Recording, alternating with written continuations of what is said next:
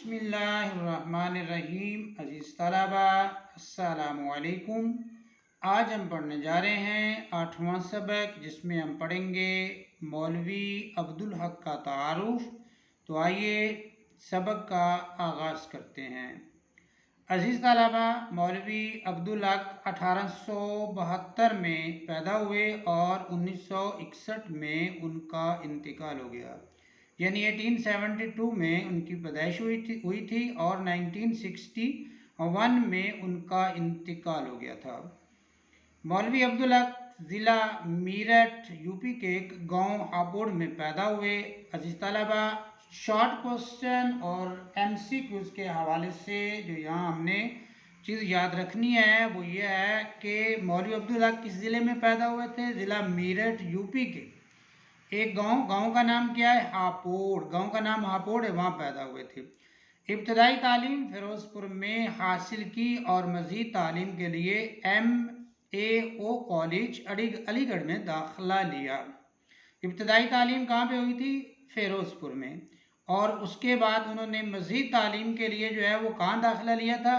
MAO college علی گڑھ میں داخلہ لیا تھا۔ یہاں وہ پروفیسر آرنلڈ اور مولانا شبلی کے شاگرد اور مولانا ظفر علی خان کے ہم جماعت تھے۔ یہ بات ہم نے یہاں یاد رکھنی ہے کہ مولوی عبدالحق نے MAO کالج علی گڑھ میں جو ہے پروفیسر آرنلڈ اور مولانا شبلی نعمانی کی شاگردی کی، اور مولانا ظفر علی خان کے وہ کلاس فیلو تھے، اس کے ہم جماعت تھے۔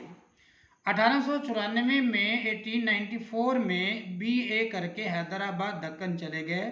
تو مولوی عبدالحق نے BA کب کیا ہے؟ ان کا BA جو ہے وہ کب ہوا ہے؟ 1894 میں انہوں نے کیا، اور پھر BA کرنے کے بعد کہاں چلے گئے ہیں؟ حیدرآباد دکن جو ہے وہ چلے گئے۔ چند سال تک مدرسہ آصفیہ کے صدر مدرس کے فرائض انجام دیے۔ کس مدرسے میں بطور انہوں نے صدر مدرس کے جو ہے وہ فرائض انجام دیے؟ تو وہ مدرسہ آصفیہ، یا مدرسہ آصفیہ میں انہوں نے کون سے فرائض سر انجام دیے؟ تو اس کا آنسر ہوگا صدر مدرس، یا صدر مدرس کے فرائض انجام دیے۔ پھر محکمہ تعلیم میں مختلف عہدوں پر کام کیا۔ اس کے بعد جو ہے محکمہ تعلیم میں جو ہے وہ آئے اور وہاں پر جو ہے وہ مختلف عہدوں پر فائز رہے۔ اورنگ آباد کالج کے پرنسپل بھی رہے۔ یہ بھی یہاں پر شارٹ کوسچن اور MCQs بھی جو ہے وہ نکلے گا، بنے گا کہ اورنگ آباد کالج کے پرنسپل کون تھے، یا اورنگ آباد کالج میں مولوی عبدالحق کس عہدے پر فائز تھے؟ تو اس کا آنسر ہوگا وہاں وہ پرنسپل کے عہدے پر جو ہے وہ فائز تھے۔ بعد اس کے بعد جامعہ عثمانیہ میں صدر شعبہ اردو رہے۔ صدر شعبہ اردو کے فرائض انہوں نے کہاں پر انجام دیے؟ صدر شعبہ اردو کے فرائض انہوں نے جامعہ عثمانیہ میں جو ہے وہ دیے ہیں۔ 1912 میں انجمن ترقی اردو کے سیکرٹری مقرر ہوئے۔ انجمن ترقی اردو کے وہ سیکرٹری کب مقرر ہوئے تھے؟ 1912 میں۔ 1912 میں وہ انجمن ترقی اردو کے سیکرٹری مقرر ہوئے۔ 1936 میں 1936 میں ملازمت سے سبکدوش ہو کر ملازمت سے وہ فارغ ہو گئے۔ اردو زبان و ادب کو ترقی دینے میں ہمتاً مصروف ہو گئے۔ 1836 میں ملازمت سے تو وہ فارغ ہو گئے، لیکن اردو زبان و ادب کی ترقی دینے میں انہوں نے جو ہے وہ مکمل طور پر اپنے آپ کو جو ہے وہ پیش کر دیا، مکمل طور پر جو ہے وہ اردو زبان کی ترقی میں لگ گئے۔